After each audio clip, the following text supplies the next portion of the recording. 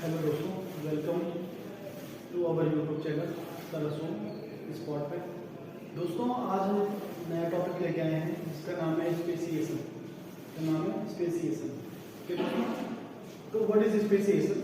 Speciation एक ऐसी evolutionary process है, एक ऐसी इवोल्यूशनरी प्रक्रिया है जिसमें पॉपुलेशन में नई स्पीसीज बनती है।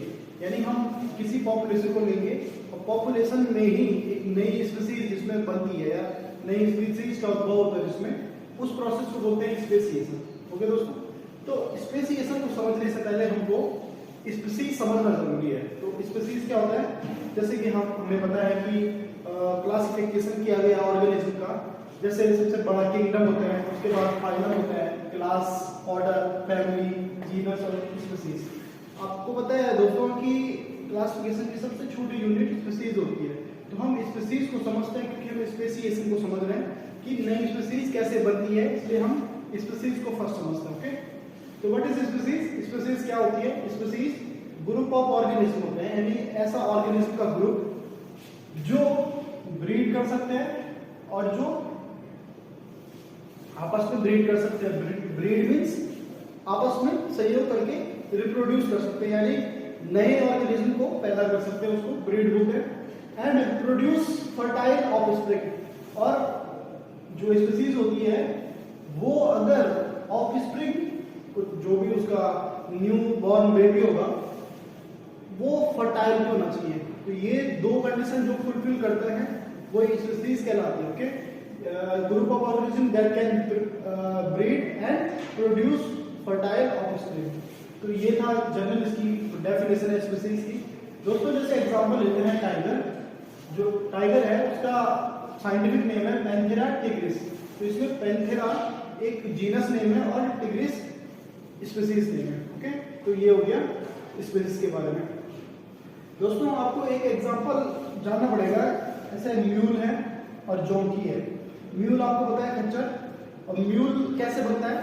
जब हॉर्स स्पीसीज है, डंकी एक स्पीसीज है, दो अलग अलग स्पीसीज है, इन दोनों में ब्रीड करवाया।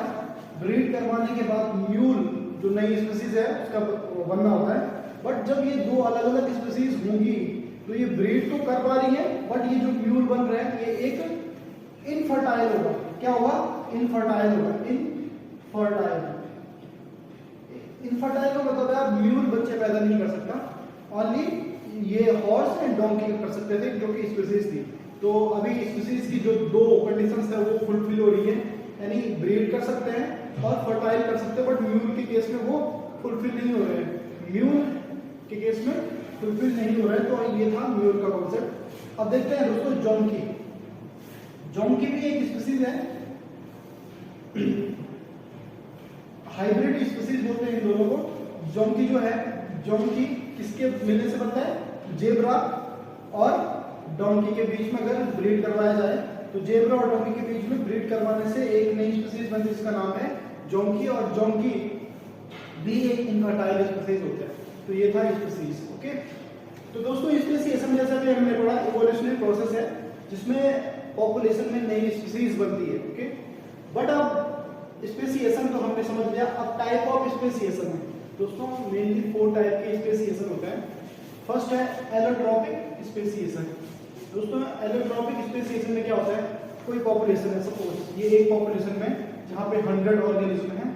तो अब इस पॉपुलेशन में सपोज इन दोनों पॉपुलेशन के बीच में कोई भी ज्योग्राफिकल बैरियर आ गया। Suppose geographical barrier means mountain आ सकता है, रिवर आ सकता है, या धरती फट सकती है, भूकंप आ सकता है, ज्वालामुखी आ सकता है, जो भी आप बोल सकते हो। तो ये ज्योग्राफिकल बैरियर है।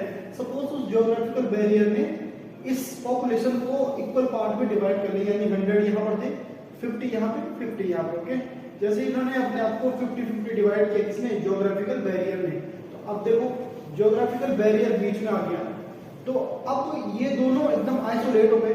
अब जब ये आइसोलेट हो गए तो ये रिप्रोडक्टिव आइसोलेशन हो गया, मतलब ये रिप्रोड्यूस नहीं कर पाएंगे आपस में। मतलब इनका पूरा हैबिटेट अलग हो गया, इन 50 का पूरा हैबिटेट और उन 50 का पूरा हैबिटेट अलग अलग हो गया। तो ये आपस में फिर रिप्रोडक्शन नहीं कर पाएंगे, तो इनमें रिप्रोडक्शन आइसोलेशन आ गया। और फिर सालों होने के बाद ये जो 50 अलग है और ये 50 अलग है, तो ये दोनों एकदम कंप्लीटली डिफरेंट स्पीसीज बन जाएंगी। तो हमने देखा ना स्पेसिएशन, एलोट्रॉपिक स्पेसिएशन में कैसे ये दो डिफरेंट स्पीसीज बन गई, यानी अब ये अलग स्पीसीज है और वो अलग स्पीसीज है, 50 इसमें 50 ऑर्गेनिज्म उसमें। तो जो ये डिफरेंट स्पीसीज बने can not make fertile offspring. अब सपोज इन दोनों के बीच में अगर फर्टिलाइजेशन कराते हैं या ब्रीडिंग कराते हैं तो ये दोनों एक इनफर्टाइल ऑफस्प्रिंग को पैदा करेंगे, यानी फर्टाइल नहीं होगा इनका ऑफस्प्रिंग जो भी होगा, ठीक है। तो ये हो गया एलोट्रॉपिक स्पेसिएशन। ठीक दोस्तों, नेक्स्ट स्पेसिएशन की बात करते हैं, इसमें है पेरिपेट्रिक स्पेसिएशन। अब दोस्तों जैसे पेरिपेट्रिक स्पेसिएशन भी एलोट्रॉपिक स्पेसिएशन की ही समान है। कैसे?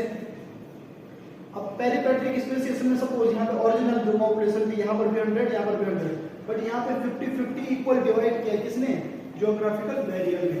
बट यहाँ पर भी जो ज्योग्राफिकल बैरियर आएगा बीच में, बट वो 50-50 नहीं बल्कि ज्यादा पॉपुलेशन एक साइड करेगा, कम पॉपुलेशन अलग है। जैसे 100 में से 90 जो ऑर्गेनिज्म है वो अलग हैबिटेट में रह रहे हैं due to geographical barrier, and जो ये 10 है वो अलग उसमें रह रहे हैं।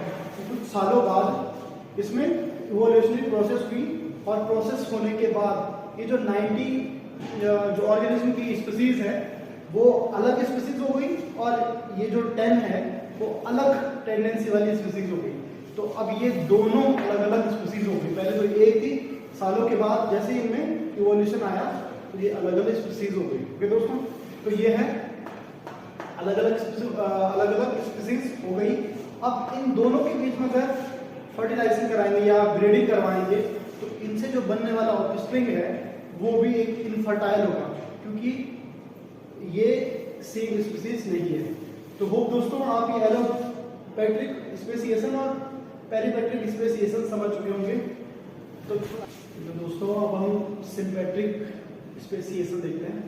देखो दोस्तों, सिम्पेट्रिक जो स्पेसिएशन होता है वो किसी भी ज्योग्राफिकल बैरियर की वजह से नहीं होता, वो होता है बायोलॉजिकल बैरियर और इकोलॉजिकल बैरियर की वजह से। ठीक है, तो एक एक करके समझते हैं बायोलॉजिकल बैरियर और इकोलॉजिकल बैरियर की वजह से कैसे। अब लेट्स सपोज कोई भी ये क्या है, ये एक टाइप का क्या है पॉपुलेशन है, और यहाँ पर बहुत सारे ऑर्गेनिज्म रह रहे हैं। ठीक है, यहाँ पर बहुत सारे ऑर्गेनिज्म हैं और ये क्या पॉपुलेशन है। ये ऑर्गेनिज्म अभी सेम स्पीसीज है, और जब सेम स्पीसीज है तो नंबर ऑफ क्रोमोसोम भी इनमें सेम होंगे। लेट्स सपोज में नंबर ऑफ क्रोमोसोम क्या है, n है। ठीक है, अब बायोलॉजिकल बैरियर की वजह से अब क्या हो गया, इनके ये जो नंबर ऑफ क्रोमोसोम है, अब जो नई स्पीसीज बनेगी, इनसे जो नई स्पीसीज बनेगी जब ये फर्टिलाइजेशन करेंगे या जब ये ब्रीडिंग करेंगे, तो इनसे जो नई स्पीसीज बनने वाली है उस नई स्पीसीज में कुछ में उनकी प्लॉइडी यानी नंबर ऑफ क्रोमोसोम्स में चेंजेस आ जाएगा। अब चेंजेस कैसे आएगा, सपोज ये ऑर्गेनिज्म थे, अब इन ऑर्गेनिज्म से चेंजेस आ गए, कुछ ज्यादातर एंड है और कुछ इनमें चेंजेस आ गए, तो कुछ की प्लॉइडी क्या हो गई, लेट्स सपोज 2n हो गई या 4n हो गई, या आप कुछ भी बोल सकते हो। ये इसकी क्या होगी, प्लॉइडी चेंज हो गई। तो अब जैसे आपको दिख रहा है दोस्तों, अभी इसमें नंबर ऑफ क्रोमोसोम n है, बट जब ये ओरिजिनल स्टेज में था पॉपुलेशन, अब क्या हो गया, कुछ में क्रोमोसोम नंबर n ही रह गया और कुछ में क्रोमोसोम नंबर 2n हो गया, 4n हो गया। तो अब देखा दोस्तों, अब ये दोनों स्पीसीज आपस में ब्रीडिंग करके ऑफस्प्रिंग नहीं बना पाएंगे, क्योंकि इसमें n है, इसमें क्रोमोसोम नंबर 2n है, तो क्रोमोसोम नंबर अलग अलग हो गया, तो ये अलग अलग स्पीसीज का फॉर्मेशन हो जाएगा। तो ये है सिम्पेट्रिक स्पेसिएशन में बायोलॉजिकल बैरियर के बीच में कैसे हुआ। ओके, नेक्स्ट है दोस्तों इकोलॉजिकल बैरियर की वजह से। इकोलॉजिकल बैरियर जिस नाम से ही पता चल रहा है, इकोलॉजिकल बैरियर। तो दोस्तों एक एग्जांपल लेते हैं, कोई लेक है, इस लेक में क्या है, ये एक लेक है, इस लेक में कुछ फिशेस इधर भी होंगे, कहाँ पे, सरफेस पे, जो फिशेस सरफेस पे फीड कर रही है, और कुछ फिशेस होती हैं वो बॉटम में फीड कर रही है, और कुछ फिशेस ऐसी हैं जो बीच इस एरिया में फीड कर रही है। तो दोस्तों देखो यहाँ पर क्या हो गया, इनका हैबिटेट अलग अलग हो गया। इन फिशेस का हैबिटेट अलग है, इनके लिए फूड अलग टाइप का होगा। इन फिशेस का हैबिटेट अलग है, इनके लिए फूड अलग अलग हो गया। तो कुछ टाइम बाद ये फिशेस का अलग स्पीसीज होंगी और ये फिशेस अलग स्पीसीज होंगी और ये बीच वाली फिशेस अलग स्पीसीज होंगी। तो ऐसे ये इकोलॉजिकल बैरियर की वजह से नई स्पीसीज का फॉर्मेशन होता है। तो ये हो गया सिंपैट्रिक स्पेसिएशन।